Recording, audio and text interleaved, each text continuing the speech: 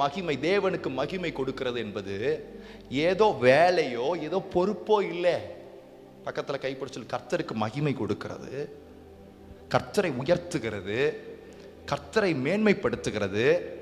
இது உனக்கு வேலையோ பொறுப்போ இல்லை, நீ அதற்காகத்தான் படைக்கப்பட்டிருக்கிறாய். It is not a duty or responsibility to glorify God. It is the very purpose of you and I. கர்த்தர் உன்னை என்னையும் படைச்சது. இன்னைக்கு பிரச்சனை என்ன தெரியுமா? வாயில கொஞ்ச நேரம் யாரை மகிமைப்படுத்துற, வாயில கொஞ்ச நேரம் யாரை புகழ்ந்து பேசுற, வாயில கொஞ்ச நேரம் ஆண்டவரை மேன்மை பேசுற. இல்ல, நீயும் நானும் படைக்கப்பட்டதே அவருடைய மகிமை. என்னுடைய முழு வாழ்க்கையும் அவருடைய மகிமை.